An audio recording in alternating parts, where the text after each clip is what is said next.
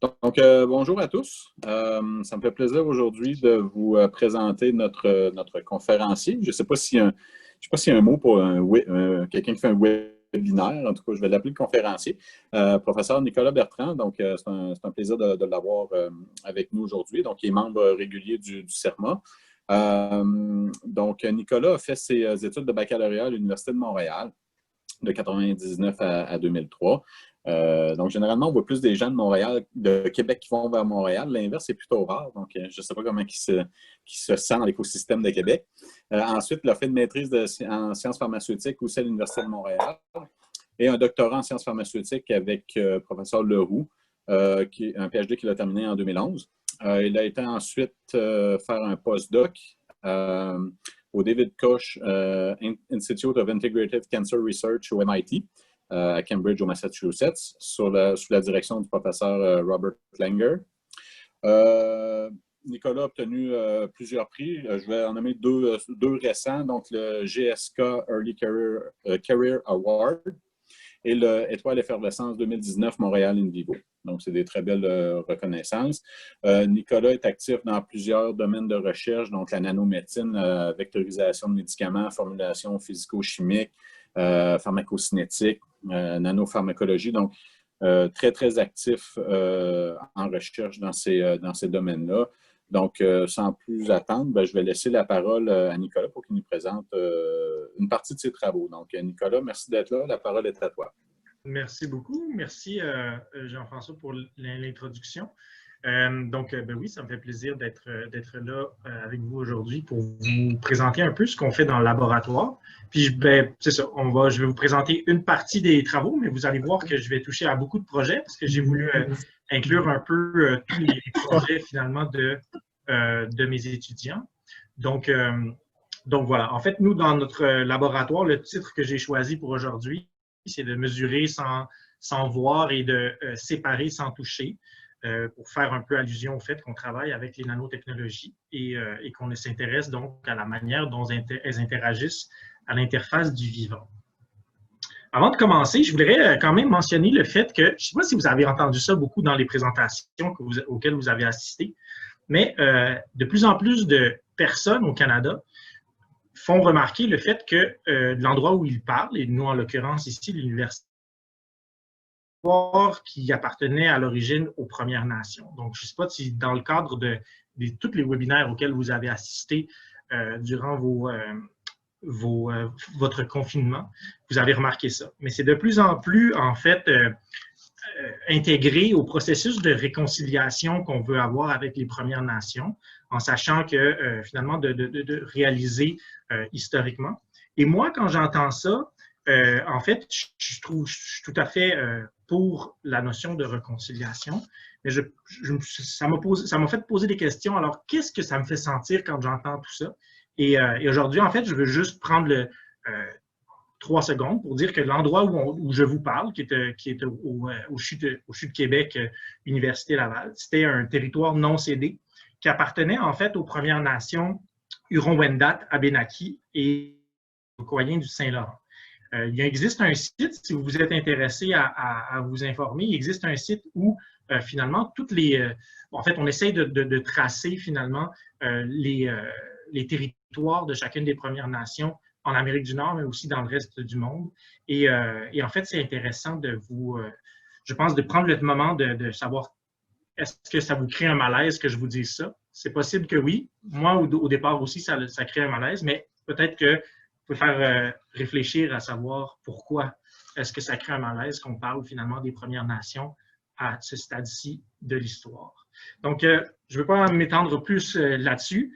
Donc, je vais enchaîner en fait un peu plus sur les activités de mon laboratoire. Les activités de mon laboratoire, nous, on s'intéresse donc à la nanotechnologie.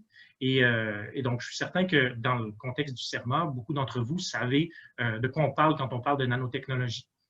Il existe des définitions qui sont plus formelles, définies par UPAC, et des définitions qui sont finalement un petit peu plus visuelles. Donc, la définition de UPAC, c'est des matériaux dont au moins une des dimensions est inférieure à 100 nanomètres. dans la définition de certaines autorités réglementaires, notamment la FDA, on parle de nanomatériaux ou de nanomédecine quand c'est de l'ordre de ces dimensions-là et lorsque une partie des propriétés du matériau peuvent être attribuées à sa taille petite. Donc, ça peut s'étendre donc de l'ordre de environ 500 nanomètres. Alors, nous, les systèmes qui nous intéressent sont des systèmes dont on se sert pour livrer des médicaments à des fins thérapeutiques. L'idée étant de modifier un peu la pharmacocinétique, donc la manière dont ces médicaments-là circulent dans le sang, et de diminuer le métabolisme. Alors, je ne sais pas si beaucoup d'entre vous attendez le vaccin contre la COVID-19, mais en fait, le vaccin contre la COVID-19, lorsqu'on sera injecté, celui de Pfizer et BioNTech qui a été approuvé hier ou avant-hier, c'est une nanomédecine. En fait, c'est une nanoparticule de lipide qui contient d'un ARN messager. Celui de la compagnie Moderna est aussi une nanomédecine qui fonctionne selon la même technologie. Et en fait, la compagnie Moderna a été fondée par mon patron de postdoc, qui est maintenant rendu milliardaire. Alors, ceux d'entre vous qui pensez qu'il n'y a pas moyen de faire beaucoup de sous avec la recherche, vous avez tort, il suffit juste de faire de la bonne recherche. Donc, moi, je ne suis pas rendu là, mais ça peut vous servir. En fait, plus l'exemple de Bob Langer peut peut-être vous servir de motivation. Donc, voilà. Alors, nous, l'objectif, en fait, c'est d'utiliser ces technologies-là pour augmenter l'efficacité et augmenter, en fait, l'innocuité de certains médicaments qui peuvent être utilisés pour traiter des maladies humaines. Et dans le cadre de notre laboratoire, nous, on s'intéresse à trois principales plateformes de nanotechnologie. Donc, les liposomes, qui sont des vésicules à base de phospholipides dont on peut se servir pour encapsuler un certain nombre de composés, des nanoparticules polymères qui ont un cœur finalement qui est solide et qui est composé de polymères biodégradables, et finalement des capsules nanolipidiques, des nanocapsules en fait lipidiques qui ont un cœur huileux et qui permettent de faire certaines applications intéressantes dont je vous parlerai un petit peu plus tard. Donc, nous, si on veut, l'objectif principal de notre laboratoire, c'est un peu de comprendre comment ça se passe quand on administre un médicament sous forme de nanotechnologie, donc une nanomédecine, dans l'organisme, et avec quel système il interagit. Vous le savez, le corps humain, mais aussi, bon, nous, on n'utilise pas trop des humains, à part les étudiants gradués, eux, c'est des humains, mais sinon, au-delà de ça, on injecte plutôt des souris. Donc, les organismes vivants des mammifères sont séparés, si on veut, en trois structures de taille différentes, où on a les organes qui constituent les unités fonctionnelles du corps, les cellules qui composent ces organes et finalement les protéines qui sont à la fois dans les cellules, mais aussi qui entourent finalement toutes ces cellules. Et les nanomatériaux, donc les nanomatériaux sont dans une taille qui est intermédiaire entre celle des protéines et celle des cellules. Donc, ça leur donne finalement certaines propriétés qui sont intéressantes, mais aussi ça fait en sorte que leur manière dont elles interagissent avec les organismes vivants est un petit peu plus complexe que, par exemple, des médicaments de faible poids moléculaire dont la taille serait plus petite que celle des protéines. Alors, grosso modo, l'idée, en fait, d'un corps humain, là, ça, c'est un dessin assez complexe, mais ça, c'est le dessin que j'utilise dans les cours quand j'enseigne grosso modo, c'est assez simple. Un corps humain, c'est en fait une circulation sanguine dans laquelle il faut rentrer, puis ensuite il faut sortir lorsqu'on est un médicament ou un xénobiotique. Donc, si on a des problèmes pour rentrer dans la circulation sanguine, le challenge, c'est qu'on ne pourra pas toucher l'organe qui va être responsable de l'effet pharmacologique. Et si on a des problèmes pour sortir, le problème, c'est que lorsqu'on devra rajouter une seconde dose, probablement une troisième dose, on risque finalement d'avoir de l'accumulation qui se passe dans le corps. Et donc, pour toutes ces raisons-là, c'est ces paramètres-là qui nous intéressent. Donc, nous, les mécanismes qu'on utilise finalement pour étudier le devenir des nanomatériaux dans l'organisme sont relativement simples. Donc, on a un certain nombre de systèmes qui nous intéressent. Si on veut, on les marque avec de la radioactivité, de la fluorescence, ou des fois, on les utilise sans marqueur. Et puis, finalement, on les utilise dans des organismes modèles comme les souris ou les rats qui nous permettent finalement d'avoir une compréhension plus générale des interactions qu'il y a entre les divers systèmes.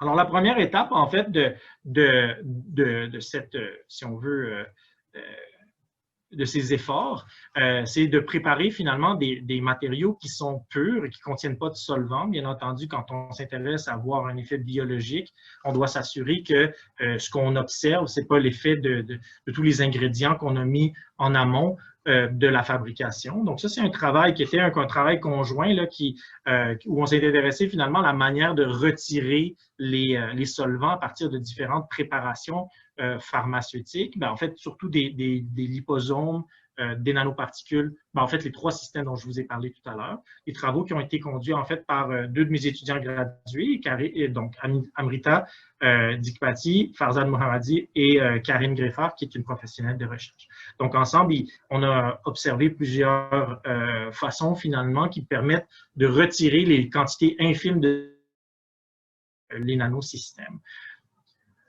Ensuite, on s'intéresse un peu à voir comment les nanoparticules peuvent interagir avec certaines protéines. Donc, pour les raisons que je vous ai dites tout à l'heure à propos de la taille des nanoparticules par rapport à celle des protéines, il y a ce qui est couramment reconnu dans la littérature, c'est qu'une nanoparticule va servir comme d'une surface sur laquelle des protéines vont pouvoir s'absorber et que la nature et la quantité des protéines qui s'y seront absorbées impacteront la manière dont les nanomatériaux vont se distribuer dans les organes. Voilà. Donc, en fait, ce que je vous montre ici, c'est des résultats des travaux que j'ai faits durant mon postdoc, mais aussi au début de finalement le temps que j'étais à l'Université Laval. Et donc, on voit que ici, ce qu'on regarde, en fait, c'est la quantité de matériaux qui restent dans le sang en fonction du temps. Et ce qu'on voit, c'est que lorsqu'on modifie les propriétés, ici, la propriété qu'on regarde, c'est la densité du polymère en la surface de la molécule. Ça a un impact sur les quantités qui restent dans le sang. Donc, dans le cadre de ce travail-là, on a identifié finalement un seuil de densité qui, pour nos matériaux et dans le contexte dans lequel on les observait, permettait de maintenir les nanoparticules de manière préférentielle dans la circulation sanguine. Donc, tout ça, ça nous a offert finalement un certain cadre dans lequel fabriquer nos nanomatériaux pour qu'ils demeurent dans le sang, qu'ils puissent interagir finalement avec leurs tissus cibles de manière plus facile. Un autre aspect qui nous intéresse aussi dans le laboratoire, c'est l'interaction des nanomatériaux avec le système immunitaire. Donc, je vous ai parlé tout à l'heure de l'exemple du vaccin contre la COVID-19 qui nous intéresse tous.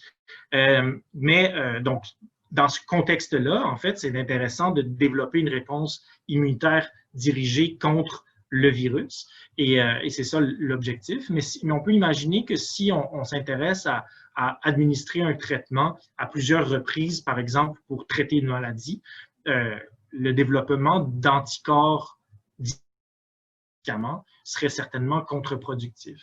Alors, il existe un système de l'immunité innée qui s'appelle le système du complément et qui nous permet finalement de faire face à des pathogènes lorsqu'on n'a jamais rencontré ces pathogènes-là. Alors, c'est un peu différent des anticorps, qui est une réponse, ce qu'on conceptualise des anticorps, c'est que c'est une réponse adaptative où on s'est adapté à la présence d'un pathogène. On a développé des anticorps dirigés contre ces matériaux, contre les virus ou les pathogènes.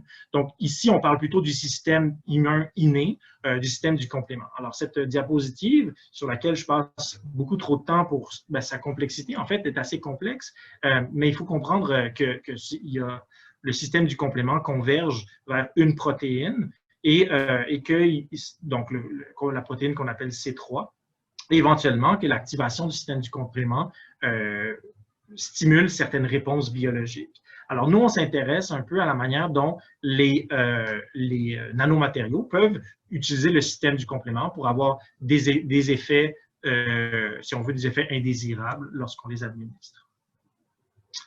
Alors, on a un modèle laboratoire ici par Philippe là, au début quand il commençait sa maîtrise. Et l'idée de ce modèle, c'est d'administrer finalement du venin à des souris. C'est pas nous qui avons inventé ce modèle, c'est quand même quelque chose qui était dans la littérature, mais on se l'est approprié donc grâce aux efforts de Philippe. Et l'idée est que, en fait, une composante du venin du cobra permet de désactiver le système du complément durant un certain temps. Et donc ça nous permet finalement de regarder ce qui se passe chez les souris qui ont le système du complément normal, si on veut, et qui ont le système du complément qui est déplété ou qui est donc en fait abrogé. Et donc l'idée est la suivante, qu'on administre du venin aux souris et 24 heures après, elles sont prêtes pour qu'on leur administre nos nanoparticules. Donc ici, c'est un article qui est sorti, en fait, les travaux de Yara Viana, qui était une étudiante brésilienne qui était venue en stage dans notre laboratoire à 2 reprises. Et donc, on a publié récemment ces travaux-là. Le message, si on veut, de cette diapositive-là, c'est qu'elle a étudié plutôt les liposomes, donc un des systèmes qu'on utilise dans le laboratoire. Et c'est qu'en fait, les différences au niveau pharmacocinétique qu'on observe entre les animaux qui ont la capacité d'activer le complément et les animaux qui n'ont pas la capacité d'activer le complément sont relativement subtiles. On peut en voir dans certaines circonstances, mais ce n'est pas des grosses différences. Donc, c'est ça qu'il faut retenir de ça. Une chose qui est intéressante, par contre, le complément semble influencer la distribution des nanoparticules au sein de la rate, qui est un organe en fait du système immunitaire, qui est un organe non essentiel, c'est-à-dire qu'on peut vivre sans rate, à la différence de peut-être les poumons, on ne peut pas vivre sans poumons, mais la rate, on peut vivre sans rate. Mais par contre, il y a beaucoup de fonctions immunitaires qui passent par la fonctionnalité de la rate. Alors nous, on a observé, c'est ce qu'on constate ici, c'est qu'entre les animaux donc, qui ont l'habilité d'activer le complément et les animaux qui ne l'ont pas, on voit une différence significative dans la quantité de matériaux qui se retrouvent là. Ici, dans ces études-là, il s'agit en fait de 6 heures après l'injection pour le cas des souris et 24 heures après l'injection pour le cas des rats.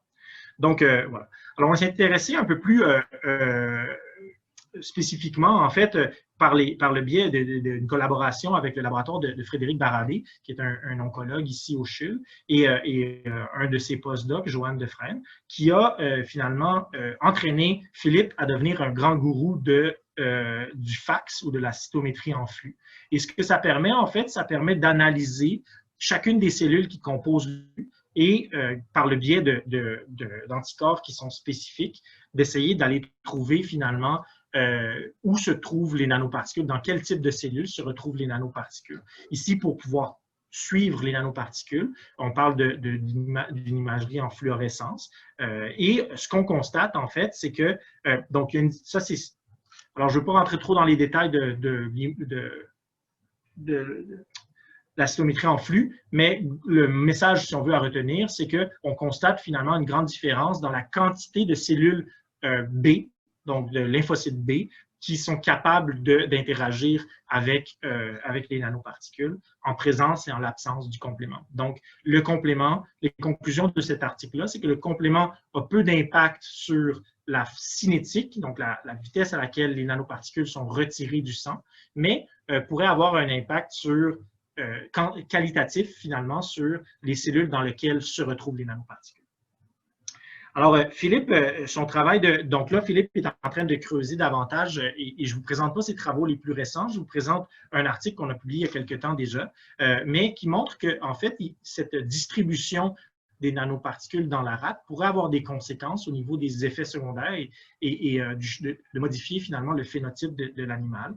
Ce qu'on voit, c'est que lorsqu'on injecte des nanoparticules qui sont pegylées, donc qui ont du polymère PEG à leur surface, on est capable de détecter 5 à 7 jours après leur injection une réaction immunitaire, surtout la présence d'anticorps IgM qui vont être dirigés contre le PEG.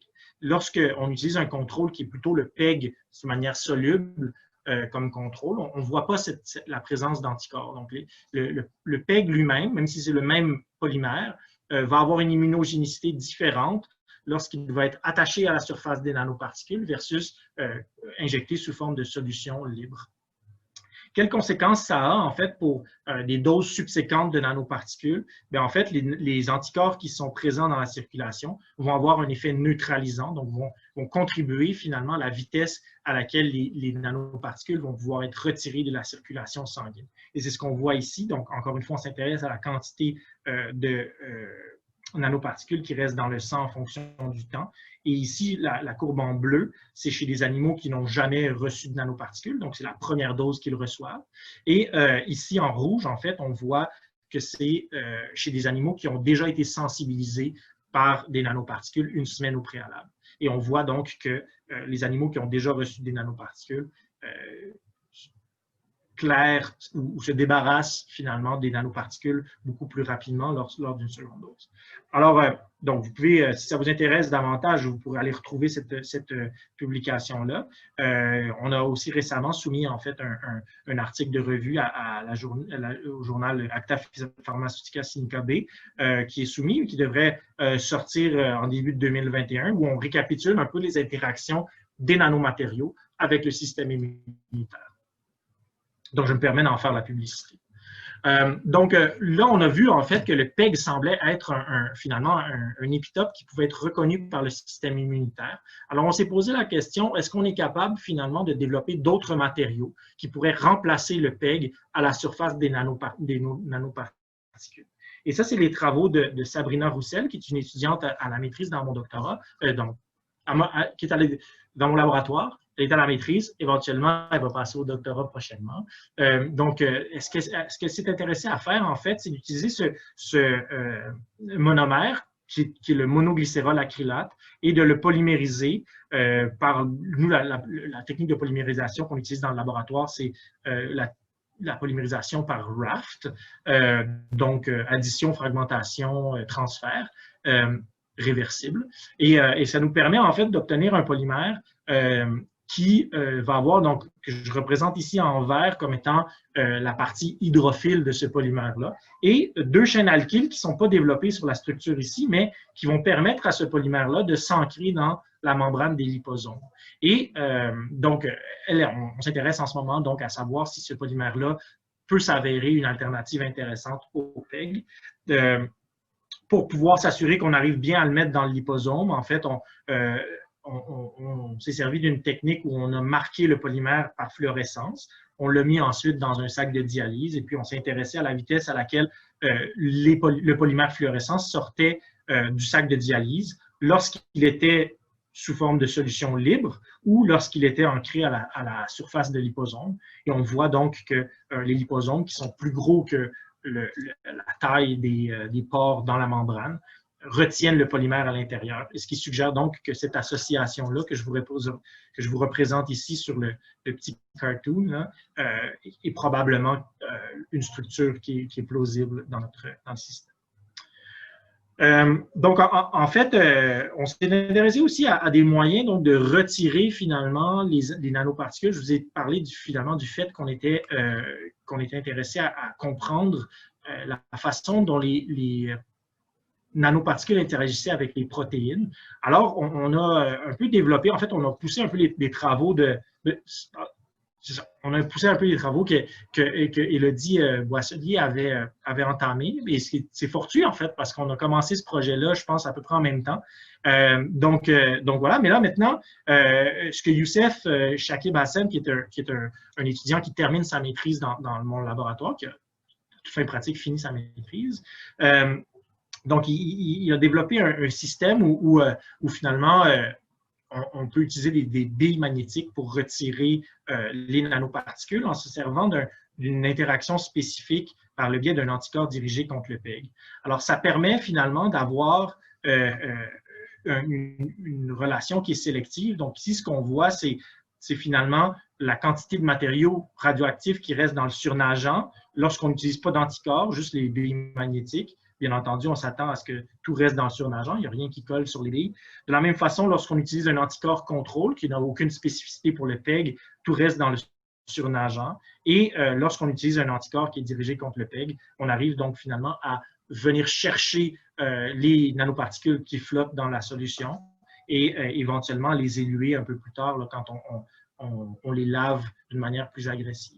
On voit ici, en utilisant l'imagerie par IVIS, par fluorescence, qu'on arrive, donc ici, on a un tube dans lequel il y a des petites billes magnétiques au fond, et on voit que, donc là, les billes magnétiques, on ne les voit pas, elles ne sont pas marquées en fluorescence, parce que ici, elles sont on utilise un anticorps contrôle qui n'a pas de spécificité pour le PEG. Et à l'inverse, lorsque on utilise finalement un anticorps qui est un anticorps spécifique pour le PEG, on arrive donc à pelleter, si on veut, les nanoparticules en fond du tube, et ça, c'est intéressant. Donc, récemment, ce que Youssef a montré, c'est que ça marchait donc dans le PBS, mais ça, c'est plus ou moins intéressant, mais aussi dans un ensemble de différents matrices biologiques d'intérêt. Alors, grâce à Élodie, Élodie nous a filé sa bonne humeur vitrée et sa bonne humeur aqueuse. Et donc, on a montré qu'on arrivait finalement à aller chercher des nanoparticules dans un ensemble de différents fluides corporels. Et théoriquement, en fait, ça pourrait nous permettre d'étudier le devenir des nanoparticules dans ces fluides. Finalement, il y a un autre projet, en fait, dans le laboratoire, qui est une collaboration avec Dr. Ivana Rutkowska, qui est une nutritionniste à la faculté de médecine. Et elle s'intéresse finalement au rôle des acides gras trans dans l'alimentation.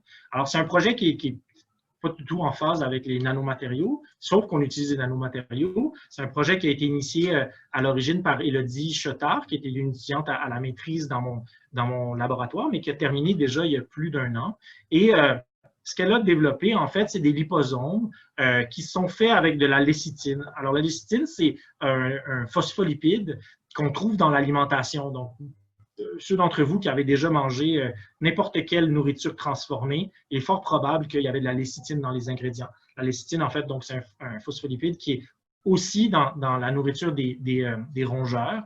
Et donc, l'intérêt d'utiliser ce phospholipide-là pour encapsuler le gras trans d'intérêt, donc il y a 3 gras trans qui nous intéressaient dans le cadre de cette étude-là, ça permet finalement d'administrer le gras trans d'intérêt sans influencer les autres acides gras qui sont en contact avec l'animal. Et ça permet finalement, ça permet finalement de moduler les niveaux sanguins de ces acides gras-là, sans nécessairement influencer, donc, comme je vous dis, les paramètres sanguins des autres acides gras, et donc de s'informer ou en fait d'enquêter sur l'importance de la présence de cet acide gras-là en particulier. L'autre chose que ça permet de faire, en fait, ça c'est assez rigolo, dans cette étude-là, on a utilisé en fait les infrastructures du CHUL où il y a des cages intelligentes. Alors, qu'est-ce que c'est des cages intelligentes? C'est des cages où on prend des souris, on microchippe les souris, donc chacune des souris, elle a une petite microchip sous sa peau, et on arrive à suivre qu'est-ce qu'elles font les souris. Et on arrive à suivre qu'est-ce qu'elles boivent. Et grâce à cette technologie-là, en fait, ce qu'on a réussi à voir, c'est que les souris semblent préférer les vésicules qui contiennent des acides gras libres. Alors, donc, ça suggère que pour elles, l'acide gras libre, peut-être que ça stimule finalement leur système de récompense. Là, elles sont toutes contentes d'avoir du gras. Ça expliquerait en tout cas pourquoi nous, on mange plus de chips que de brocolis.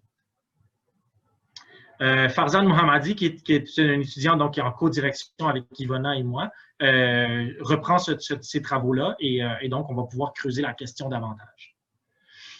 Un autre projet qu'on a dans le laboratoire qui a tout à fait rien à voir, donc c'est le projet de Neda Maladian, qui est en fait un projet en collaboration avec l'Université catholique de Louvain et l'Université d'Angers. Et ce qu'on veut faire, c'est développer un gel pour traiter le glioblastome, qui est un cancer du cerveau. Et ce gel-là est fait en base de nanotechnologie, où c'est des billes, des nanocapsules lipidiques qui se collent les unes entre elles, elles se collent entre elles. Et donc ça permettrait en fait de libérer un médicament de manière graduelle dans le cerveau là, après la chirurgie du glioblastome. Une des choses qui est intéressante, c'est que en fait, ce gel-là est un gel qu'on peut imprimer en utilisant l'impression 3D. Là, il y a du son, je vais l'enlever.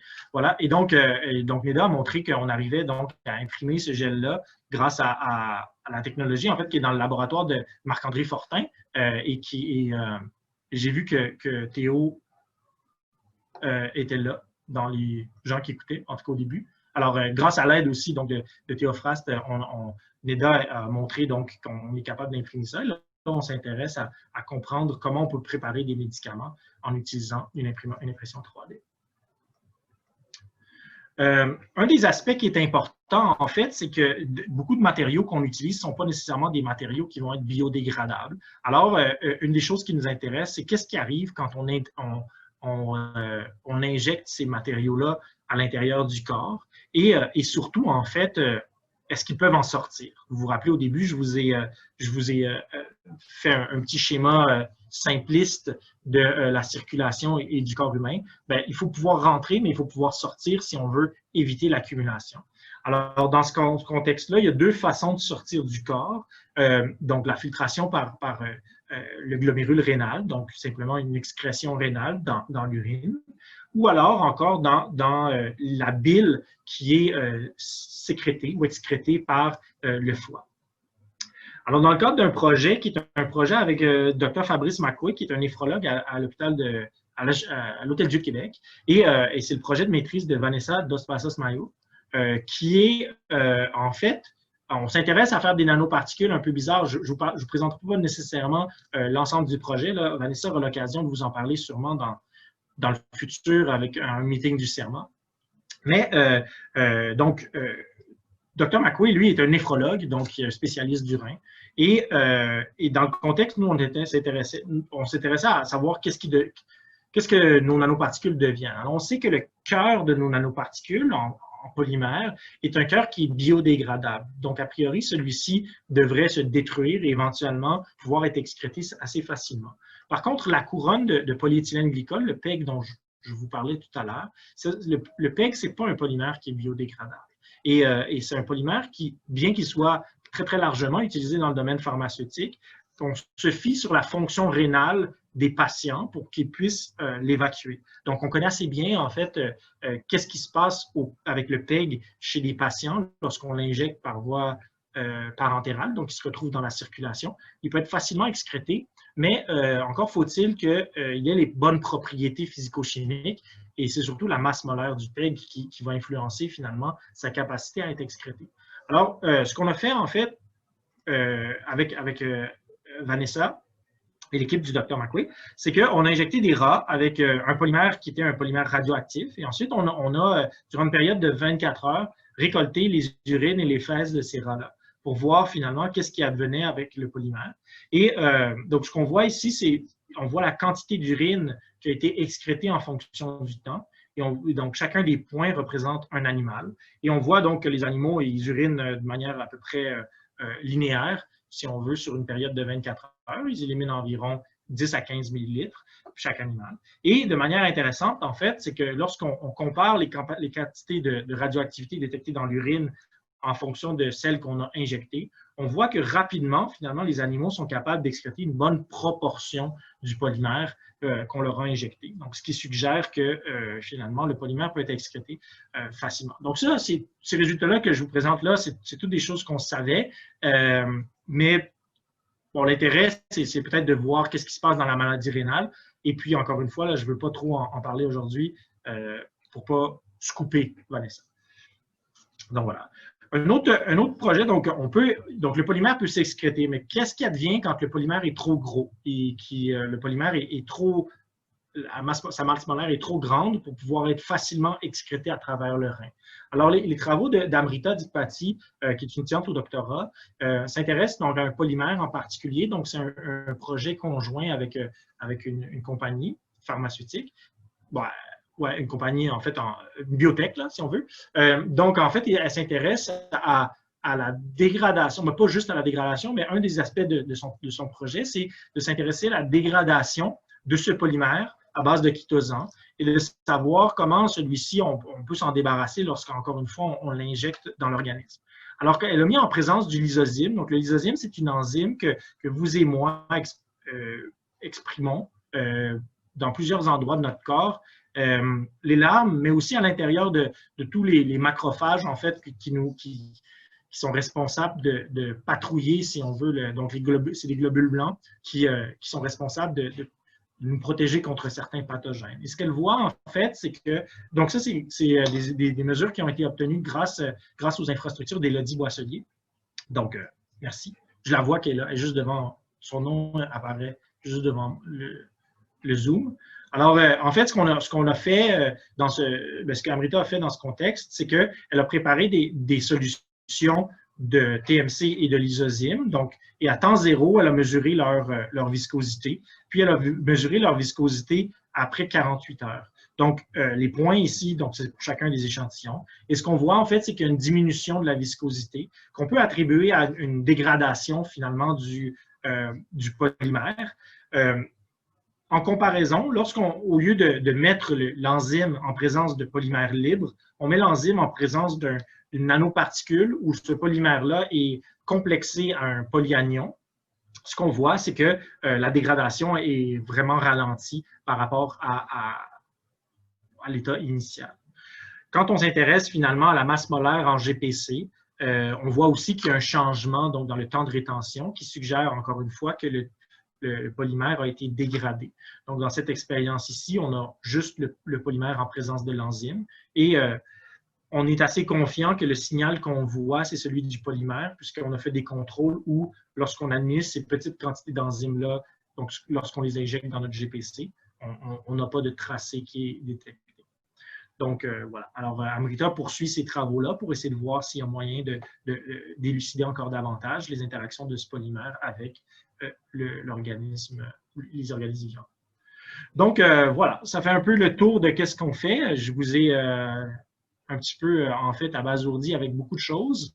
Donc, nous, notre laboratoire, en fait, on a développé plusieurs méthodes qui tournent souvent autour de la même chose, mais qui nous permettent finalement de comprendre un peu comment des nanoparticules et des polymères peuvent interagir finalement avec les organismes vivants. Et puis, donc voilà, donc c'est ce qui nous permet peut-être d'obtenir une meilleure compréhension de la manière dont on peut mettre au point des matériaux qui serviront donc pour livrer des médicaments et de manière simple et efficace. Donc voilà, ça termine. Je voulais remercier tout le monde qui dans mon groupe. Donc j'ai parlé un peu des projets de tous. Les collaborateurs, il y a plusieurs personnes qui sont impliquées dans tous ces travaux-là aussi. Et bien entendu, il y a quelques sous dans le laboratoire qui permettent de faire rouler tout ça. Et puis, donc voilà. Et puis, je vous remercie de m'avoir écouté. Merci beaucoup, Nicolas. Effectivement, beaucoup de projets, une grande diversité d'applications, des nanoparticules.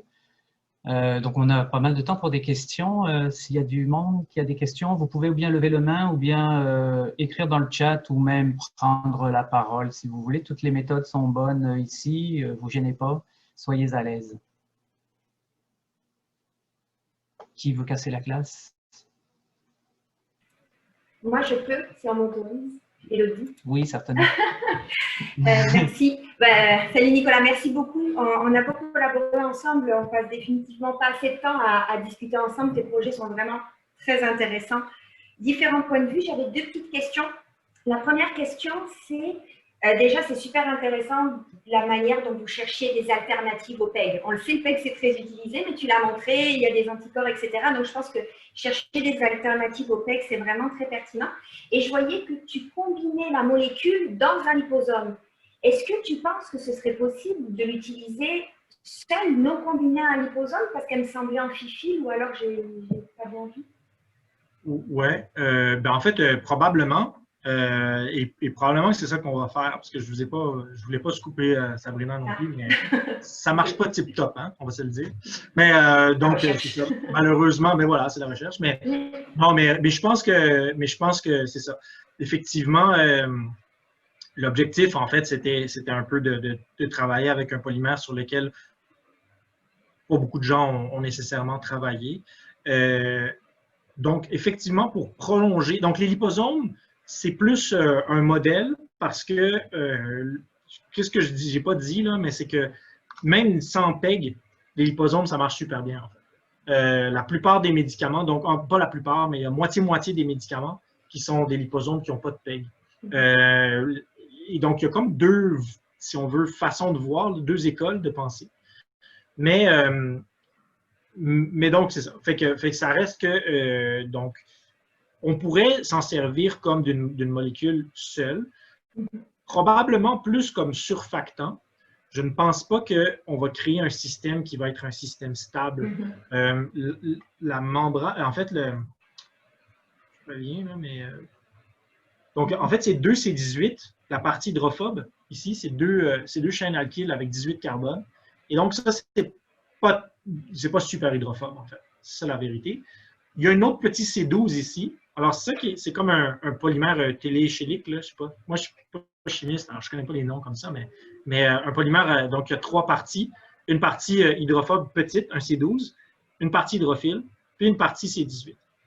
Ça, c'est, en fait, on n'est pas obligé d'avoir un C12 quand on fait du raft, mais en fonction du monomère qu'on utilise, souvent, le C12 va être un monomère. Ça va nous permettre finalement une meilleure polymérisation. Donc, mais on peut l'enlever. Alors là, ce qu'on va explorer avec Sabrina, c'est de voir, donc je vous représente ça comme ça sur le cartoon, mais la réalité, c'est que c'est probablement plus comme recroquevillé comme ça. Donc, la partie ici n'est pas libre. Elle est probablement aussi ancrée dans la chaîne. Fait que ça, c'est sûr que en soi, je ne suis pas certain que ça soit super efficace pour faire une répulsion stérique. Mais par contre, comme surfactant tout seul, ben, ça donne des propriétés qui sont certainement différentes. Il n'y a pas beaucoup d'exemples. Donc, en fait,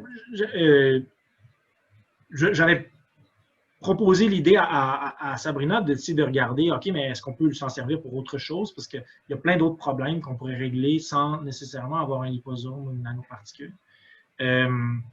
Mais bon, on explore ça, on va voir. Une chose à la fois. C'est ça, une chose à la fois. Je pense que l'avantage de ce monomère-là, c'est qu'il y a deux fonctions réactives ici sur lesquelles c'est des hydroxyles, c'est pas super réactif, mais sur lesquelles on pourrait travailler, en fait. Et donc, ça, c'est un peu l'idée que j'avais au départ d'utiliser ça, mais après, ben, on fait qu'est-ce qu'on a le temps de faire, en fait. Enfin, merci. Puis ma deuxième petite question, si je peux me permettre, c'est par rapport à la production d'anticorps, donc le projet précédent où on voyait donc l'influence du PEG seul versus le PEG polymérique. Est-ce que vous avez testé différentes concentrations de nanoparticules pour voir est-ce qu'il n'y aurait pas une concentration qui finalement ne générerait pas ces anticorps-là? Oui, en fait, on a testé différentes concentrations, et c'est le cas, en fait. Mais c'est super complexe parce que... Mais c'est super complexe, mais c'est super bien expliqué dans mon review qui s'en vient, par contre. OK. Non, je rigole, je fais juste de la publicité comme ça. Mais en fait, la réalité, c'est qu'effectivement, il y a une dose. Qu'est-ce qui est intéressant, en fait, c'est que la plupart des anticorps qu'on développe, c'est toujours développé contre des protéines. Et là, le PEG, ce n'est pas une protéine, c'est en fait un polymère qui est... Et le mode la réponse immunitaire qui est impliquée contre un polymère, c'est pas du tout la même que celle contre, par exemple, le vaccin contre la COVID.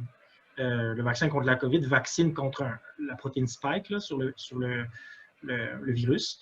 Et donc, il y a des modes finalement de tolérance qui sont adaptés. Effectivement, il y a des doses sur lesquelles on voit beaucoup moins. Et ça, c'est rapporté dans la littérature.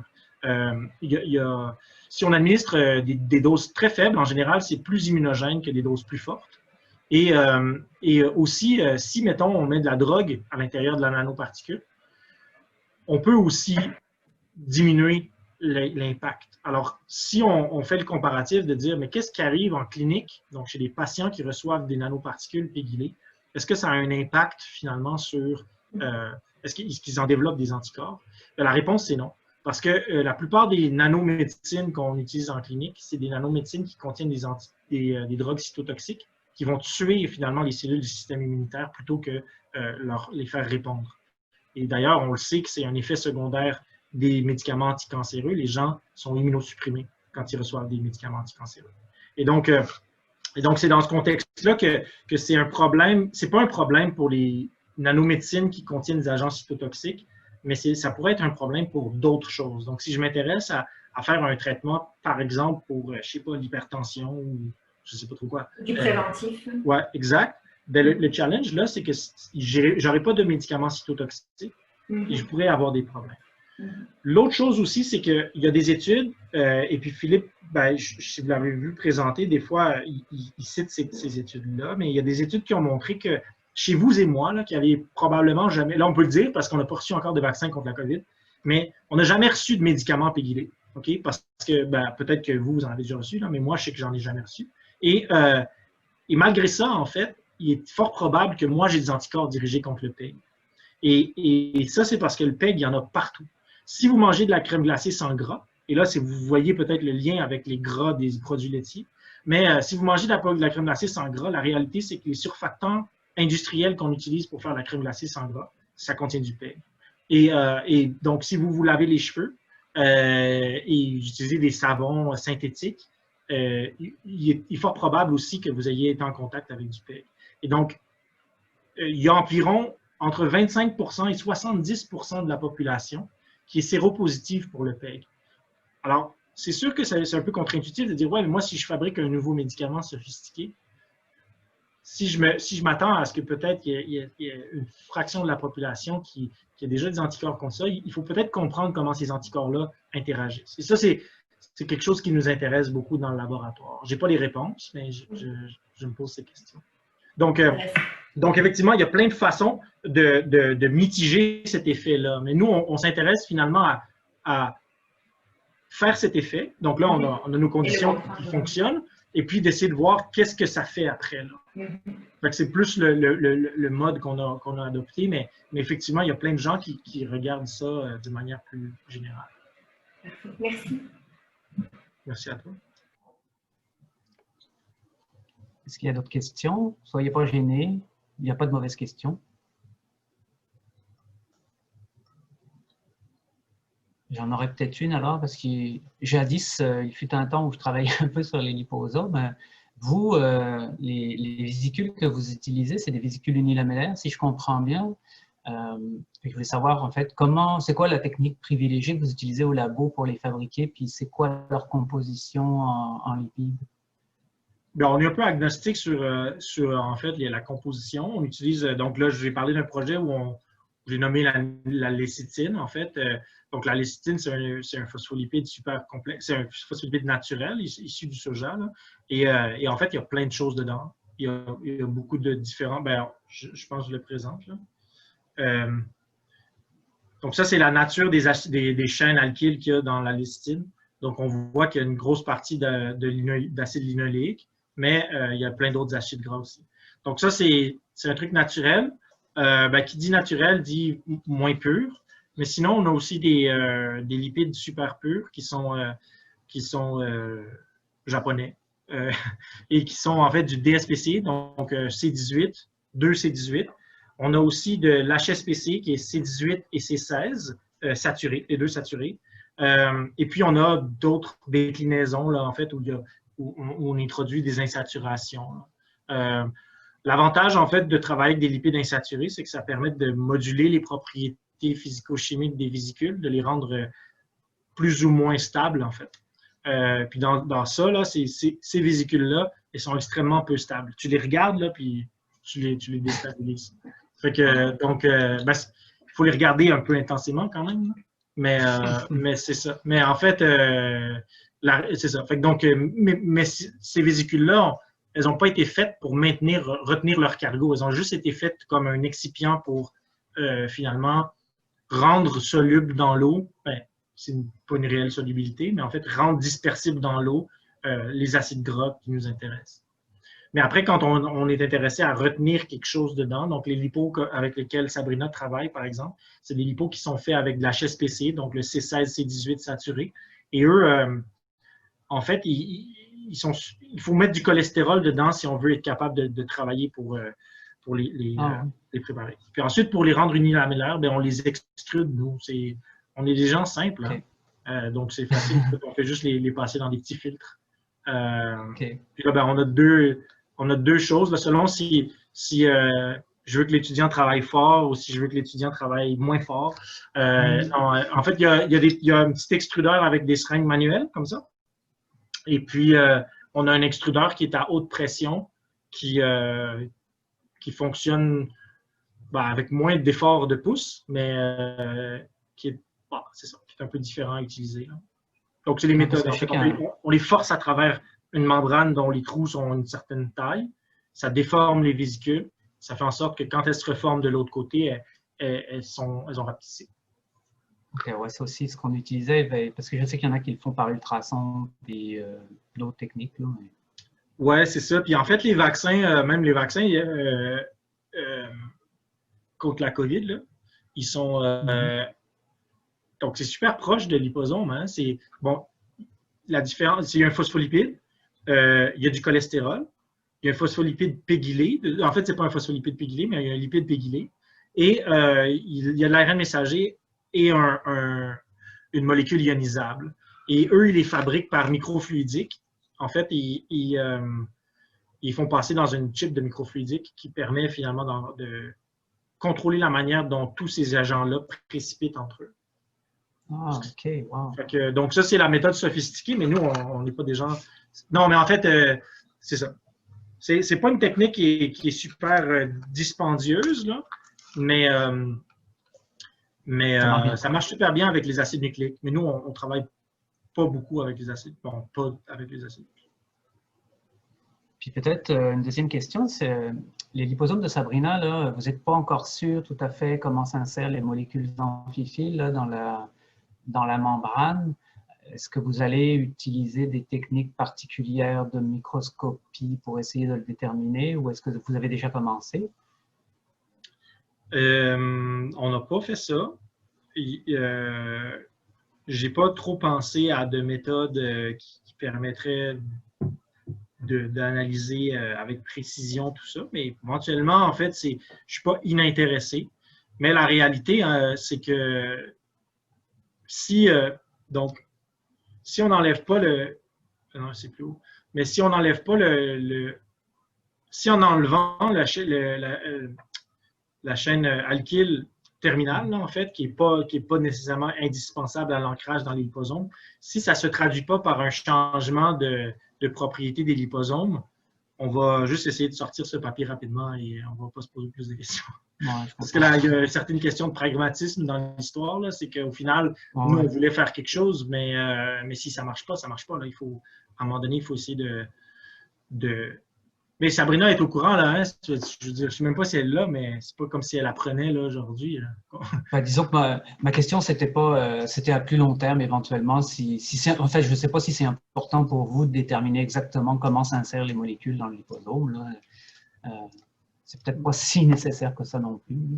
Ben, en fait, c'est sûr que ça peut être intéressant d'un point de vue théorique pour comprendre. Ouais, mais encore faut-il que l'objet avec lequel on travaille ait une certaine fonction. Si c'est pour s'intéresser juste du point de vue théorique, je ne pense pas que je sois la meilleure personne pour faire ça. Dans la mesure où moi, mes connaissances sont pas, je ne suis pas extrêmement dans ce domaine-là, ben, pas du tout en fait dans ce domaine-là. Donc c'est ça. Peut-être que je passerai la POC à quelqu'un d'autre. Là, mais... Ah, ben, intéressant. Merci. Ben, merci à vous. Je pense, il n'y a pas personne qui se manifeste. N'hésitez pas, là. Sinon, ben, écoute, merci encore beaucoup, Nicolas, d'avoir accepté notre invitation à présenter. Vraiment, il y a beaucoup de projets intéressants avec les nanoparticules. Merci à vous toutes et vous tous d'être venus aujourd'hui, d'assister à la conférence et on se donne rendez-vous prochainement pour une autre activité du CERMAT.